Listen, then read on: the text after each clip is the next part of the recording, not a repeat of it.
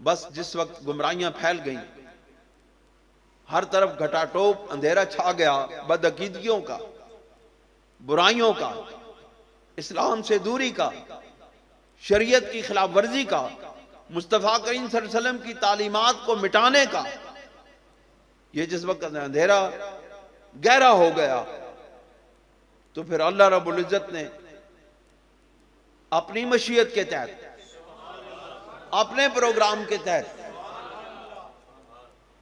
एक ऐसी हस्ती को इस बरे सगीर के अंदर जलवागर किया।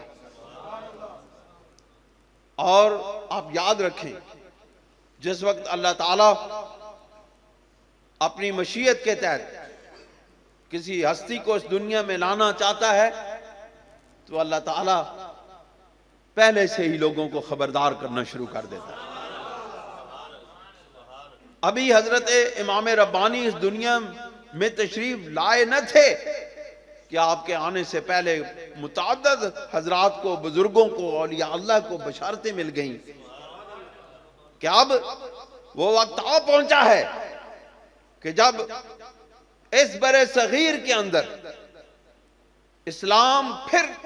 इस्लाम का झंडा फिर लहराएगा, मुस्तफा की तालीमात फिर उरूज पे पहुंचेगी, शरीयत मुस्तफा एक मरतबा फिर इस पूरी दुनिया पर गालिब आ जाएगी।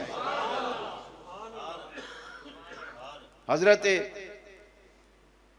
शेख अब्दुल अहद कादरी रहमतुल्लाह अलैह, जो हजरत सैयद शाह कमाल कैथली रहमतुल्लाह अलैह के मुरीद हैं, और हजरत सैयद शाह कमाल कैथली रहमतुल्लाह अलैह हजरत गौसे आजम की औलाद में से हजरत इमाम हसन की औलाद है, गिलानी सादात में से। आप उनके मुरीद थे, आपने कादरी सलूक उनसे हासिल किया था। और जिस वक्त आप अल्लाह ताला की बशारत से, जिस वक्त सरकार हजरत इमाम रब्बानी दुनिया में तशरीफ लाए, तो हजरत इमाम रब्बानी बीमार हो गए, आपकी सांसें उखड़ने लगी बचपन में, और आपके वालिद हजरत शेख अब्दुल अहद रहमतुल्लाह अलैह आपकी जिंदगी से मायूस हो गए। बस इसी कश्मकश में थे कि आपके मुर्शिद करीम हजरत शाह कमाल कैथली रहमतुल्लाह अलैह तशरीफ ले आए। और मुर्शिद होता ही वो है जो मुश्किल वक्त में अपने मुरीद के सर पे खड़ा हो। वो तशरीफ ले आए और उन्होंने अर्ज की कि ऐ मेरे मुर्शिद करीम, ये अल्लाह ताला ने हमें बेटा अता फरमाया है, लेकिन अब ये अपनी जिंदगी की आखिरी सांसें ले रहा है। आपने फरमाया कुछ नहीं हुआ, इसको हमारे पास लाओ। इमाम रब्बानी की शायद सांसें इसलिए उकड़ रही थी कि उनको कमाल की तरफ ले जाने वाला आ रहा था।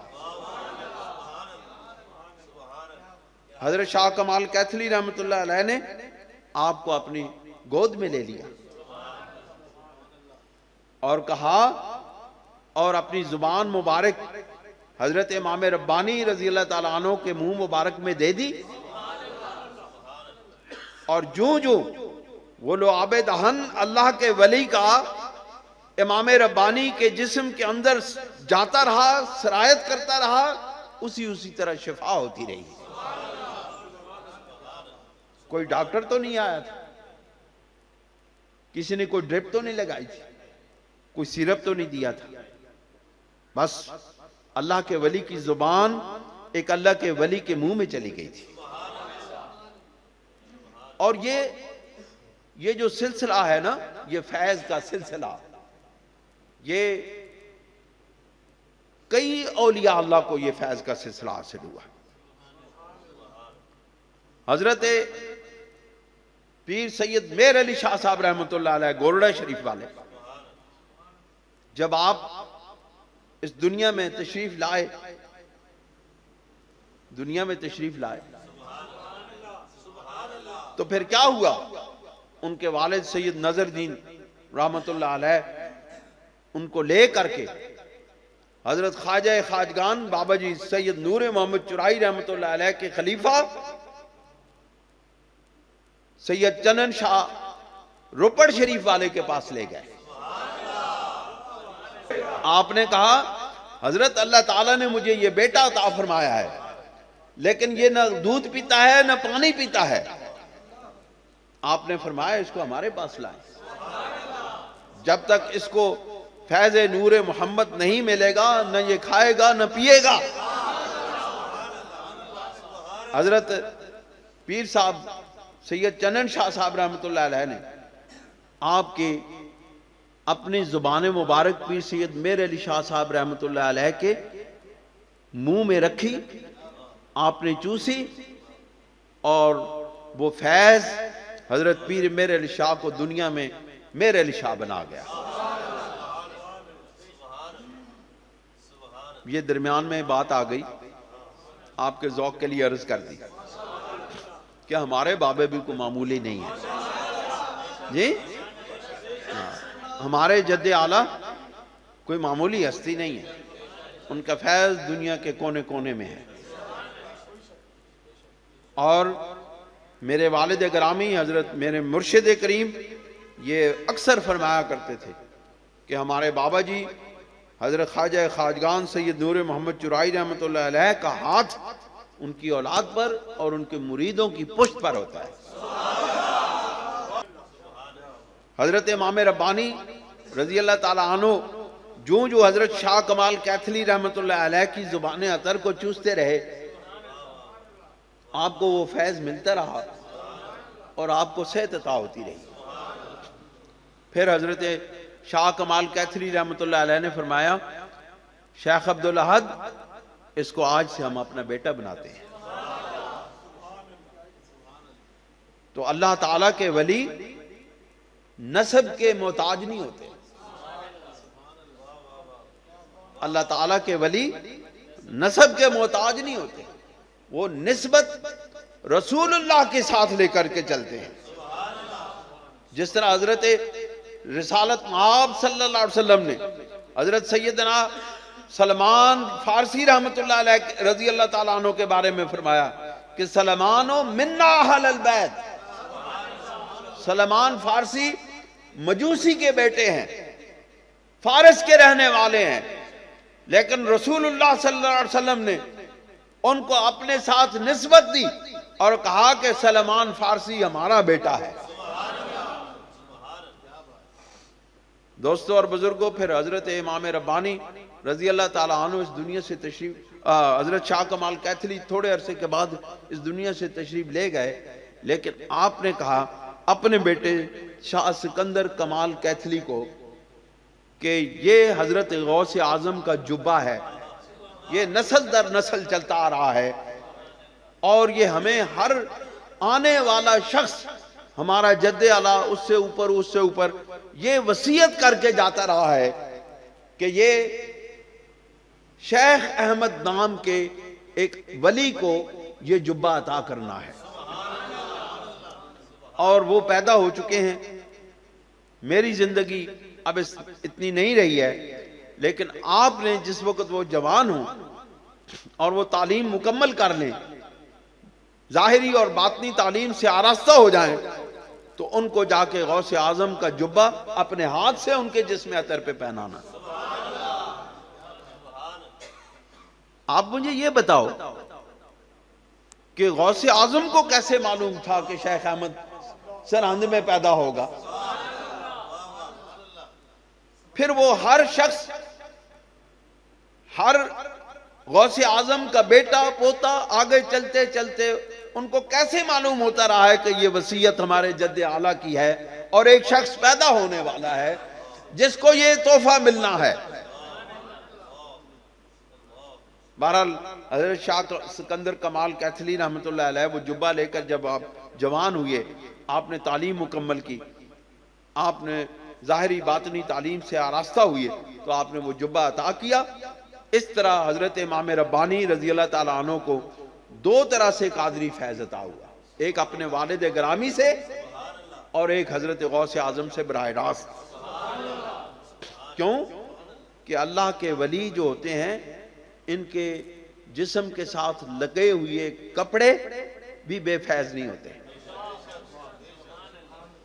ये अल्लाह के वली को ये ताकत है कि उसके जिस्म के साथ जो चीज लग जाए वो भी बेफैज नहीं होती, वो भी फैज देती है। यही वजह है कि ये लोग अपना कुछ ना कुछ तोहफा आगे तक पहुंचाते रहते हैं। दोस्तों और बुजुर्गों, हजरत इमाम रब्बानी जब जवान हुए और इस मकाम पे पहुंचे कि वो इस बरे सगीर के अंदर मिटती हुई इस्लामी कदरों को और शरीयत मुस्तफ़ा सल्लल्लाहु अलैहि वसल्लम की मिटी हुई तालीमात को दोबारा खड़ा कर सकें, तो आपने इस चैलेंज को कबूल किया। और याद रखें, यह चैलेंज रसूलुल्लाह की निस्बत के बगैर, रसूलुल्लाह सल्लल्लाहु अलैहि वसल्लम के फैज के बगैर और आपके साथ बराह रास्त एक कल्बी ताल्लुक के बगैर हासिल नहीं हो सकता था। न कभी हुआ न कभी होगा। जब तक किसी मुजद्दिद का, किसी मुस्लिह का, किसी अल्लाह के वली का जब तक कल्बी ताल्लुक इश्क़ो मोहब्बत का, अदब का, एहतराम का, अमल का रसूलुल्लाह सल्लल्लाहु अलैहि वसल्लम से कायम नहीं होता, उस शख्स की जुबान में तासीर पैदा नहीं हो सकती है। और आप इस बात से अंदाजा लगाएं कि ये कल्बी और रूहानी ताल्लुक कितना गहरा था कि उस जमाने के अक्सर लोग, अक्सर हजरात, बड़े बड़े उलमा, बड़े बड़े मशाइख जिस वक्त आपकी हयात मुबारका को और आपके तर्ज अमल को और आपके तर्ज हयात को और आपकी जिंदगी के मामूलात को देखते तो बेइख्तियार पुकार उठते थे कि हमने रसूलुल्लाह को तो नहीं देखा, हमने सहाबा कराम को तो नहीं देखा, लेकिन उनकी जिंदगियों के मुतालिक हमने कुरान में पढ़ा है, हमने हदीस में पढ़ा है, हमने किताबों में पढ़ा है। लेकिन हम सिर्फ किताबों में पढ़ते थे, हमें उनका अमली नमूना नजर नहीं आता था। लेकिन जिस वक्त हम हजरत इमाम रब्बानी मुजद्दिद अल-फिसानी रहमतुल्लाह अलैह को देखते हैं, हमारे सामने वो हकीकी मिसाल सामने आ जाती है और हमारा यकीन हो जाता है कि ऐसे लोग उस वक्त भी मौजूद थे। ये सिर्फ किताबों में लिखी हुई बातें नहीं है, बल्कि हकायक हैं। क्योंकि आज हमारे सामने इतने अरसे के बाद एक हकीकत सामने आ रही है जिनका हर अमल सुन्नत रसूल सल्लल्लाहु अलैहि वसल्लम के मुताबिक है, तो उन हजरात का नबी करीम अलैहिस्सलातु वस्सलाम की इत्तिबा का क्या आलम होगा। दोस्तों और बुजुर्गों, फिर ये फैज, फिर ये इल्म का फैज, फिर ये रूहानियत का फैज एक ऐसी हस्ती के हाथों में चला गया जो अगरचे पहले ही से फैज याफ्ता हो चुके थे, लेकिन उसकी तकमील के लिए तुर्कमानिस्तान से एक शख्स को भेजा गया और उनको पूरा तैयार करके भेजा गया और उनका नाम है हजरत ख्वाजा खाजगान हजरत सैयद बाकी बिल्ला रहमतुल्लाह अलैह। हजरत ख्वाजा मोहम्मद बाकी बिल्ला रहमतुल्लाह अलैह काबुल में पैदा हुए और वहां आपने हजरत मोहम्मद सादिक हलवाई से दीनी तालीम हासिल की। जवानी का दौर था, 16-17 साल की उम्र थी, तालीम अभी दरमियान में पहुंची थी कि दिल अल्लाह वालों की तरफ जज्ब होने लगा। क्यों? वक्त की कमी थी, वक्त कम था और जिम्मेदारी बहुत बड़ी थी। यह भी मशीयत इलाही हुआ करती है। आप ने उस दर से इजाजत ली और हजरत शेख ख्वाजा उबैद जो कि हजरत मौलाना लुत्फुल्लाह के खलीफा थे उनके साथ बैत कर ली और तरीकत की मंजिल की तरफ चले गए। लेकिन आपको वहां पर कोई इस्तिकामत नजर ना आई, अपने अंदर कोई इस्तिकामत नजर ना आई, अहवाल के अंदर कोई ठहराव नजर ना आया, तो आप हजरत ख्वाजा शेख अहमद यसवी रहमतुल्लाह अलैह के सिलसिला में एक बुजुर्ग थे हजरत शेख इफ्तिखार रहमतुल्लाह अलैह, उनके बैत हो गए, बैत तौबा की पहली बैत तौबा थी। अब वो तौबा में उनको इस्तिकामत नसीब ना हुई तो फिर तौबा की बैत की। फिर उसके बाद आप वहां से भी आपको इत्मीनान कल्ब हासिल ना हुआ तो फिर आप अमीर अब्दुल्ला बल्खी के हाथ बैत हो गए। फिर उसके बाद वहां से भी दिल मुतमईन न हुआ तो फिर हजरत शेख मोहम्मद अमकनगी रहमतुल्लाह अलैह के पास तर्कमासान में चले गए और वहां पे बैत हो गए। लेकिन उन्होंने सिर्फ 2 दिन के अंदर हजरत ख्वाजा मोहम्मद अमकनगी, भाई अपने अपनी कैपेसिटी की बात है, अपने रूहानी ताकत की बात है, उनको चाहिए था तेज तरीन मामला, क्योंकि उनकी जिम्मेदारी बहुत बड़ी थी। और हजरत ख्वाजा मोहम्मद अमकनगी रहमतुल्लाह अलैह के पास जब पहुंचे तो आपकी उम्र मुबारक जो थी वो तकरीबन 37-38 साल के करीब हो चुकी थी। आपने सिर्फ 2 दिन के अंदर तमाम सलासिल के फैज तय करा दिए और कहा कि आप चले जाओ, हिंदुस्तान चले जाओ, वहां पर एक मर्द खुदा पैदा हो चुका है, उसकी तरबियत करनी है आपने। और आपने दिल्ली में आके अपनी कामगाह बनाई, अपनी खानकाह बनाई और वहां पे दर्स व तदरीस का सिलसिला शुरू किया। लोगों को फैज तो देते थे, लोगों को तालीम व तरबियत तो देते थे, लेकिन उनको इंतजार किसी और का था, उनको इंतजार किसी और का था। आपकी तबीयत इतनी गयूर थी कि आप जब आपसे कोई बंदा मिलता आपने कभी भी उसको यह बावर नहीं करवाया कि मैं कोई अल्लाह का वली हूं या कोई बुजुर्ग हूं और तू मेरे सिलसिले में दाखिल होगा।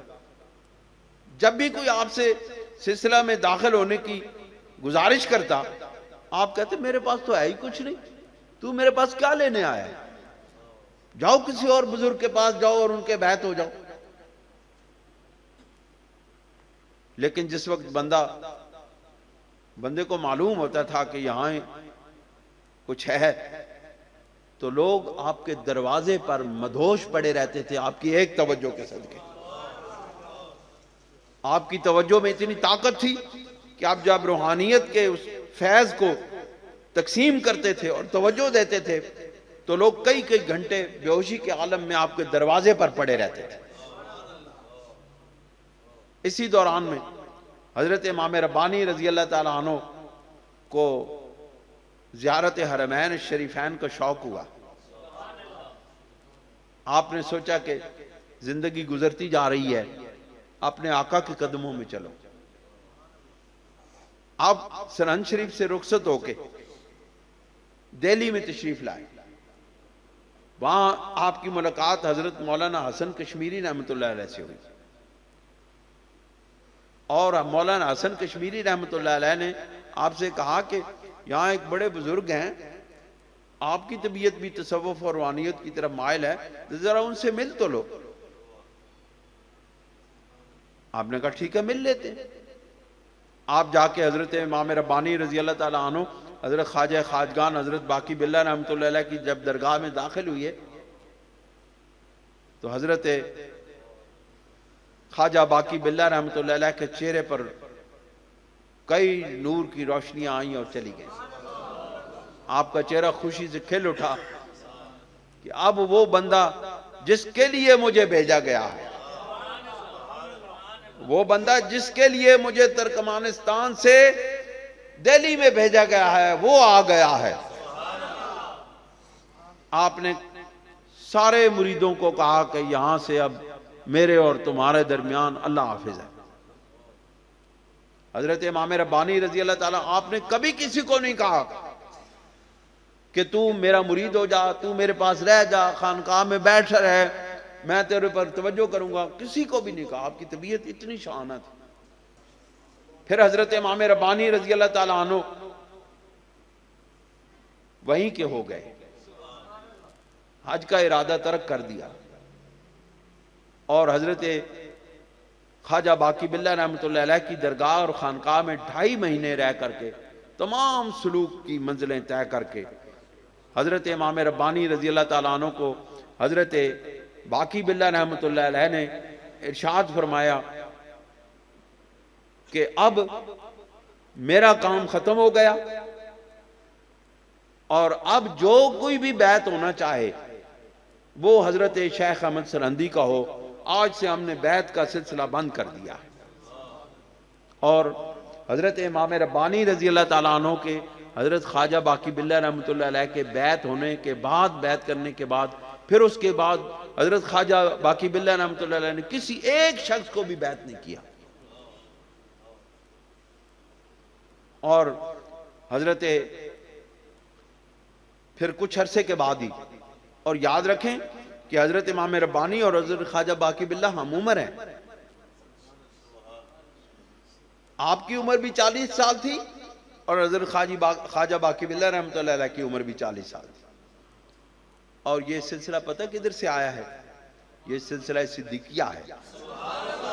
रसूलुल्लाह सल्लल्लाहु अलैहि वसल्लम और सैयदना सिद्दीक अकबर रजी अल्लाह ताला अन्हु की उम्रों के दरमियान भी ज्यादा फर्क नहीं था। और आपने तमाम सिलसिला हजरत इमाम रब्बानी के हवाले कर दिया कि अब भाई हमारा काम खत्म, और आप 40 साल 4 माह की उम्र में इस दुनिया से रुखसत हो गए। हजरत ख्वाजा बाकी बिल्ला रहमतुल्लाह अलैह आपका ये, और फिर उस आपके मुरीद ने हजरत शेख अहमद सरहंदी रहमतुल्लाह अलैह ने फिर आपके उस मिशन को जारी किया और आपने हजार इंसानों को दायरे इस्लाम में दाखिल किया। कई 100 अफराद आपकी एक तवज्जो से दायरे इस्लाम में दाखिल होने लगे और फिर आहिस्ता आहिस्ता ये नूर फैलता फैलता पूरी दुनिया में फैल गया। और आज भी हजारों लाखों लोग ऐसे हैं जो उनकी सिर्फ निस्बत पर फख्र करते हैं।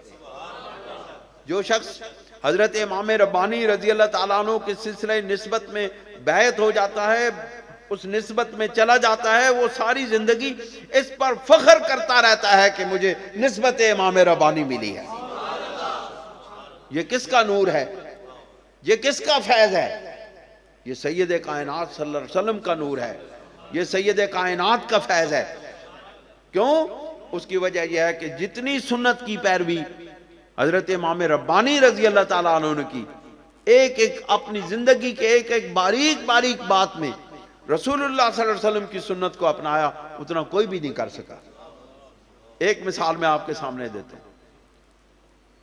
आपने अपने खादिम से कोई चीज लौंग मांगे, लौंग, कि मुझे लौंग ला के दे। वो लौंग लेकर आया, आपने हथेली पे रखे तो वो लौंग 6 थे, 6 अदद लौंग थे। आपने उसको वापस कर दिया। आपने कहा मेरे रसूल करीम सल्लल्लाहु अलैहि वसल्लम ने फरमाया अल्लाह वित्रुन व युहिब्बुल वित्र, कि अल्लाह ताक है और वो ताक को पसंद करता है, इसलिए मुझे जो भी चीज दो वो ताक अंदाज में दिया कर।